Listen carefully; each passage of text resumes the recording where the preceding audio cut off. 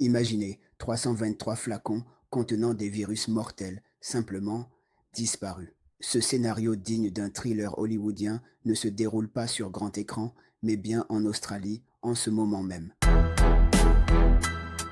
Un événement aussi incroyable qu'inquiétant vient en effet de secouer le monde scientifique. Un laboratoire australien a constaté la disparition mystérieuse de centaines de flacons renfermant des agents pathogènes hautement dangereux. Dans cette vidéo, nous allons tenter de comprendre ce qui s'est passé, d'évaluer les risques pour la santé publique et d'explorer les nombreuses questions que soulève cet incident. En 2021, un grave incident a eu lieu dans un laboratoire australien. Pas moins de 323 flacons contenant des virus hautement pathogènes ont disparu.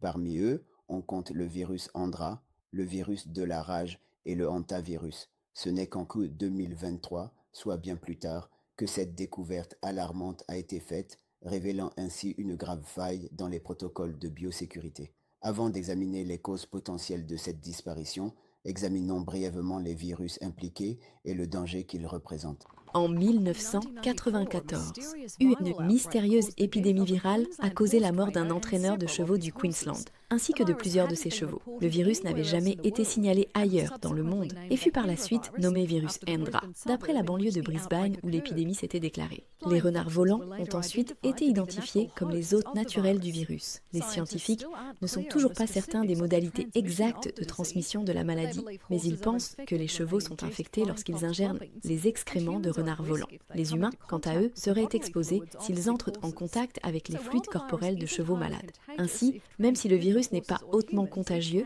s'il est transmis à des chevaux ou à des humains, il peut s'avérer mortel. Au cours des 17 dernières années, 7 personnes sont connues pour avoir été infectées par le virus, dont 4 sont décédées.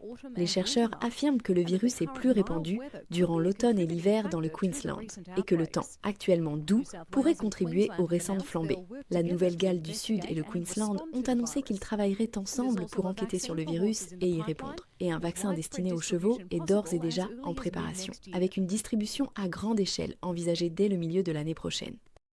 Le virus Endra est un virus zoonotique, c'est-à-dire qu'il peut passer de l'animal à l'homme. Identifié pour la première fois à Endra, une banlieue d'Australie, il trouve son réservoir naturel chez les chauves-souris frugivores, appelées aussi renards volants. Celles-ci ne manifestent aucun symptôme, mais excrètent le virus via leur urine, leurs excréments ou leurs sécrétions. Les chevaux peuvent être infectés par contact avec ces matières, et l'homme, à son tour, peut contracter le virus en manipulant un cheval malade. Chez les chevaux, le Hendra provoque une maladie respiratoire sévère, souvent mortelle.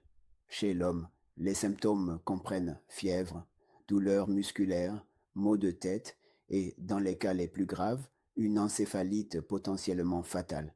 Son taux de mortalité est élevé, ce qui en fait une menace sanitaire sérieuse. Le virus de la rage est quant à lui l'un des agents infectieux les plus redoutés, provoquant une maladie presque toujours mortelle une fois les symptômes déclarés. Il se transmet généralement par la morsure d'un animal infecté. Chien, chat, chauve-souris, raton laveur, dont la salive contient le virus. Après une période d'incubation pouvant durer de quelques semaines à plusieurs mois, les symptômes apparaissent en différentes phases. Phase initiale, fièvre, maux de tête, malaise général. Phase d'excitation, agitation, agressivité, hydrophobie, peur de l'eau, aérophobie, peur des courants d'air, hypersalivation. Phase paralytique, paralysie progressive, coma et décès. L'issue de la maladie est presque toujours fatale une fois les symptômes apparus, ce qui souligne l'importance de la prévention et de la vaccination. La rage est une maladie contagieuse et mortelle qui est causée par un virus qui s'attaque au système nerveux des mammifères, incluant celui de l'humain. D'ailleurs, c'est toujours un problème dans les pays en voie de développement, causant plus de 60 000 décès humains par année. Et il est faux de croire qu'il n'y a pas de rage au Québec. En fait, sur tout le territoire du Québec, la rage est endémique chez la chauve-souris. On en retrouve également chez le renard arctique dans le nord, qui s'étend vers le sud par l'intermédiaire du renard roux. Donc, à cause de ça, tous les propriétaires de chats et de chiens ont une responsabilité envers la santé publique et doivent faire vacciner leur animal. N'oubliez pas de vous abonner à la chaîne pour ne manquer aucune de nos prochaines publications. Le virus Hanta est lui aussi un virus zoonotique transmis par contact avec des rongeurs infectés, souris, rats, campagnols et surtout par l'inhalation de poussières contaminées par leurs excréments, leur urine ou leur salive. Les symptômes de l'infection à hantavirus comportent souvent phase initiale, fièvre, maux de tête, douleurs musculaires, nausées, vomissements, phase pulmonaire, toux sèche, essoufflement, difficultés respiratoires. Cette étape peut être très grave et causer un syndrome pulmonaire à hantavirus potentiellement mortel sans prise en charge rapide. Passons aux causes possibles de la disparition. Comment 323 flacons de virus mortels ont-ils pu disparaître? Selon les premiers éléments de l'enquête, plusieurs facteurs sont avancés. Une panne de congélateur aurait compromis la chaîne de froid, indispensable à la conservation des virus. Des erreurs de manipulation et de documentation auraient rendu le suivi des échantillons difficile. Les enquêteurs suspectent une violation sévère des protocoles de biosécurité, même si aucun vol intentionnel n'a été clairement établi. Quels sont les risques encourus? Heureusement, hors de leur environnement contrôlé, ces virus se dégradent rapidement. Le risque d'infection demeure donc limité, surtout si les flacons ont fini par être détruits ou inactivés naturellement.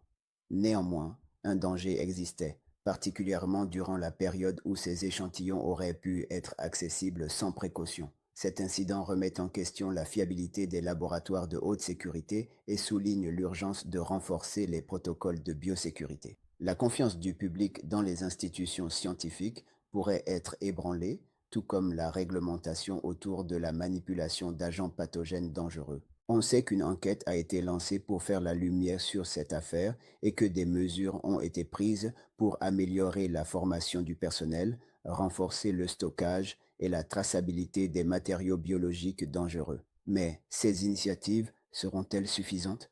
Pour l'instant, aucune conclusion définitive n'a été tirée et il reste de nombreuses zones d'ombre. Plusieurs questions restent sans réponse.